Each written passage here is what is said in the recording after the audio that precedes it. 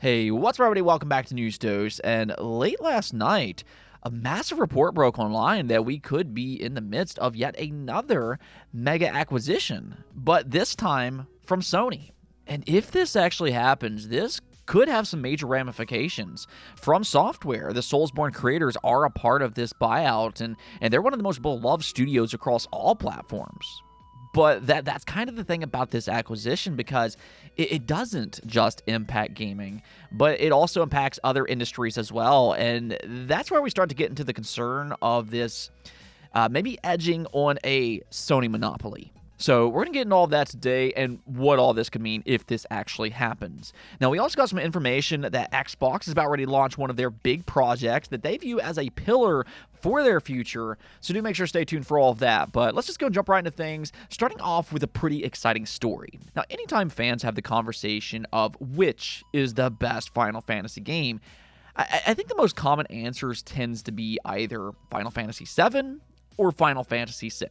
Now, personally, I lean on the side that there's no correct answer here, just because I think most Final Fantasy games are mostly great in their own way. But obviously, these two specifically are among the most beloved entries. And that's one of the interesting things about modern-day Square Enix. Something that we've been seeing more of from them is that they are starting to go back to remake some of their older games, which includes Final Fantasy VII, and there are rumblings that Final Fantasy IX is in the works as well, but one of their most requested remakes is Final Fantasy VI. If they were to remake VI, though, how exactly would they go about such a massive undertaking? You know, this would not be an easy game to remake in the same vein as something like Final Fantasy VII.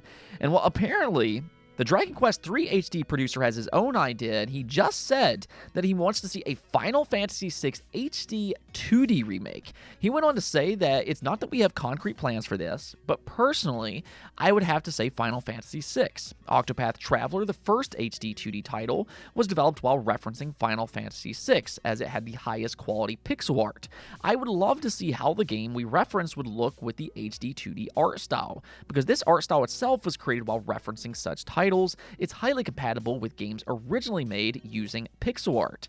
This compatibility is probably why people feel this style is a match made in heaven with these type of remakes. So, you know, like he said here, he's not confirming that there's any kind of development going on behind the scenes for Final Fantasy VI, but you know, this is a person in power within Square Enix, and it's interesting to see that an idea like this is at least being considered.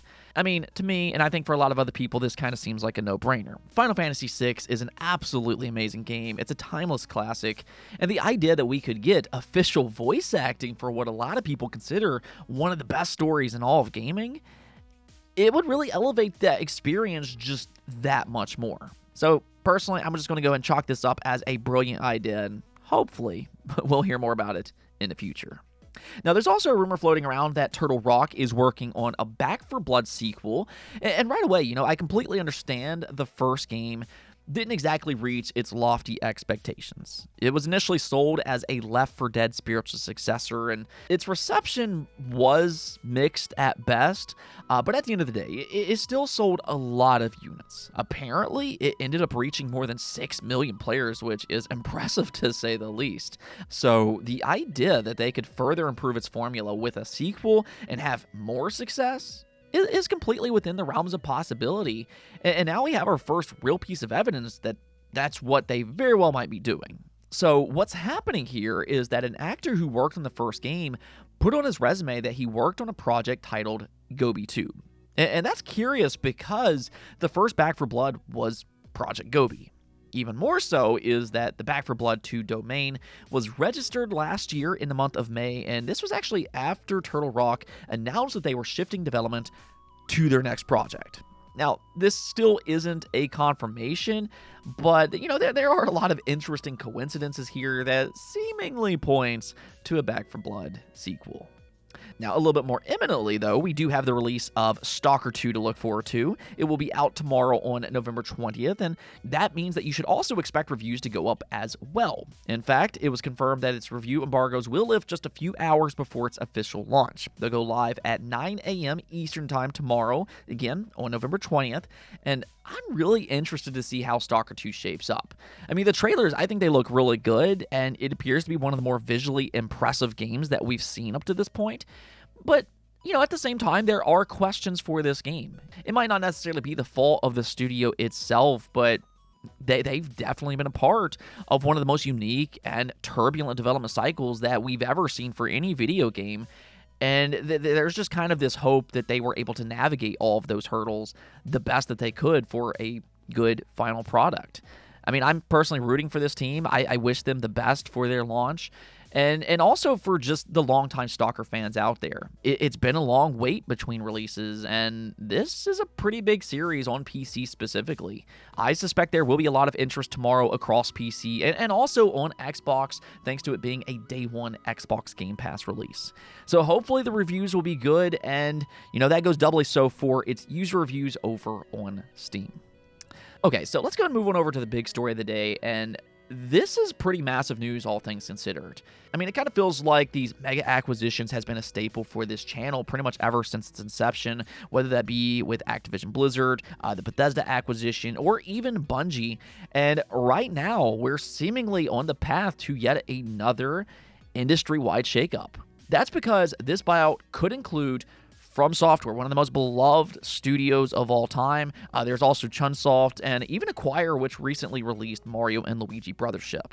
So there's a lot of high-profile, beloved game studios that are involved in this acquisition, again, especially FromSoft, which I'll come back to that here in just a moment.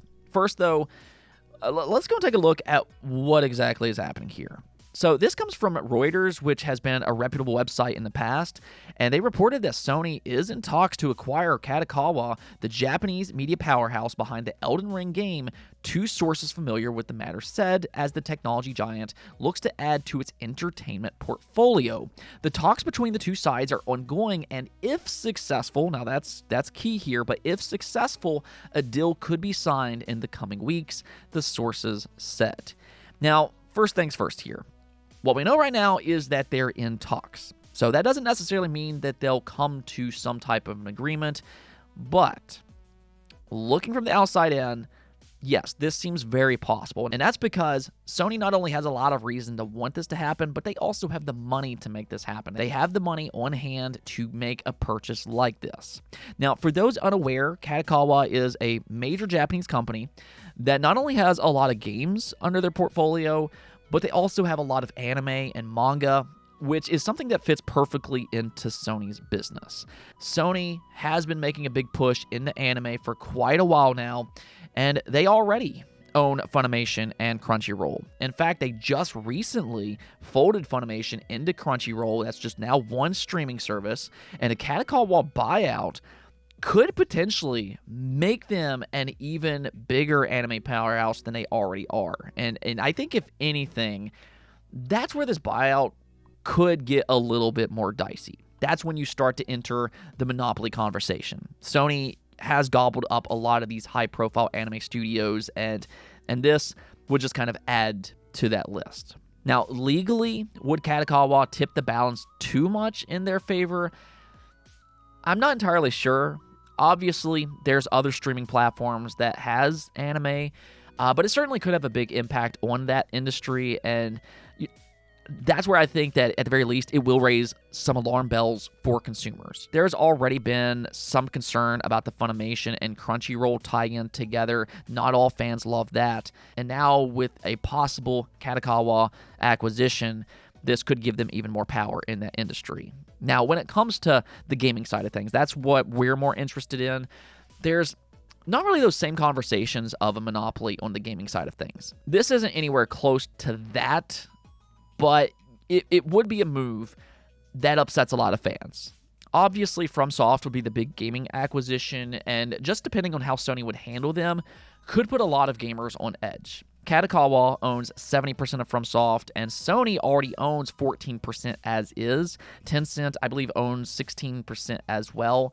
But if Sony were to acquire Kadokawa, then they would suddenly have around 85% of FromSoft, which means they could potentially dictate where they release their future games. And as we've seen in the past, PlayStation is a very exclusive-minded company. Now, there is an off chance that they could treat them like Bungie and keep FromSoft independent, which I think there is an argument to be made that they could do something like that. I'm not saying that they will, but there is an argument to be made that FromSoft might be better suited as a multi-platform company. That doesn't necessarily mean that Sony will keep them multi-platform, but you can definitely make an argument that that should be their strategy. But just kind of knowing how Sony mostly operates, it's not a for sure fire thing that that's what they would actually do. You know, Sony has worked with From Software in the past for several exclusives, which includes Demon's Souls and Bloodborne. You know, those are some of the most critically acclaimed games of all time, especially from a fan side of things. So PlayStation absolutely likes the idea of FromSoft exclusivity. They've already done it. But the argument against that is that FromSoft has exploded in popularity pretty much since the release of Dark Souls 3. That came after Bloodborne, and, you know, Dark Souls ended up selling 10+ million copies as a multi-platform game. Then you look at something like Elden Ring, and it exploded with 20+ million units sold.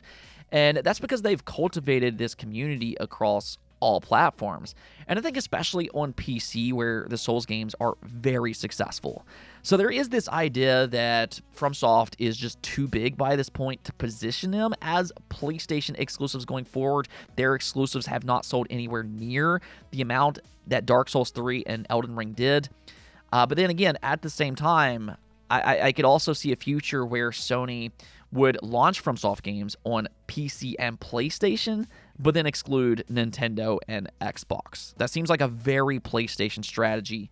And when you think about it, if there's any acquisition that we could kind of compare this to, I would almost kind of look at Bethesda. You know, Bethesda is another highly beloved and very successful studio. But so far, Xbox has positioned them as exclusive to raise up their platform and their subscription service. And by all indication, that's their plan for Elder Scrolls 6. Now, maybe that has since changed. Obviously, Xbox's strategy is very fluid right now. But the idea that a single-player studio is too big to keep exclusive to one platform isn't always necessarily true, as we've seen with the Bethesda buyout. FromSoft games seems to have a higher probability of being at least a console exclusive for PlayStation if Sony actually acquires Kadokawa. I mean, we still need to kind of see how all this plays out. Nothing has been signed yet, so whether this deal goes through still remains a mystery. But there is potential that FromSoft could be locked to PlayStation in the future if this acquisition were made. So let me know what you all think about all of this. Do you think this is a concerning buyout or not? And give me your reason why, and I'll keep you all updated as we learn more in the coming weeks or even months, depending on how all this plays out. Okay, now one last thing before we go. It's been spotted that Xbox incorporated cloud game streaming to a few of their non-Game Pass games. This includes High on Life and Dying Light 2, and basically what this means is that if you own either one of these games digitally, you'll now be able to stream them through the cloud. This is something that Xbox has wanted to do for a very long time. They call it Project Lapland, and this is a pivotal moment for their vision on the gaming landscape. They believe that cloud gaming is a way for them to reach more gamers across more devices. Of course, last week they launched their What is an Xbox ad campaign, and, you know, despite there being a lot of controversy for that campaign, their entire idea is that Xbox gamers can be on any device. You know, you don't have to own an Xbox console, even though that is still an important part of their business. If you want to buy and play Xbox games on your PC or on your phone, you'll now be able to do that thanks to cloud game streaming, especially as more games are included in their cloud streaming service. They just want you in the Xbox ecosystem. And I know from a fan's perspective, there is some hesitancy with this future. But there is a lot of potential with this type of move. Most people have phones, and if Xbox can crack the code and how they can actually reach that massive audience, then yeah, there's a lot of potential consumers that aren't on Xbox consoles. That's why Phil Spencer recently said that Xbox consoles are important to them, but they're seeing more growth across other devices. The console side of business has been a little bit more stagnant in terms of growth from generation to generation. And I mean, honestly, even when it comes to somebody like Sony, I could eventually see them making a big push into cloud gaming as well. But I mean, we'll see how all this shapes out. For me, I see the potential, but I will say this. I also feel like they need to further improve their streaming technology. I don't think it's anywhere close to being as good as native gaming. But then at the same time, I also know that NVIDIA GeForce has been impressive for quite a long time. So maybe console manufacturers like Xbox and even PlayStation will catch up in the future. And this could be one of the first steps in doing something like that, to make more games readily available on other devices. Anyways, though, that's going to be it for this episode. But until next time, make sure to hit that subscribe button and peace out.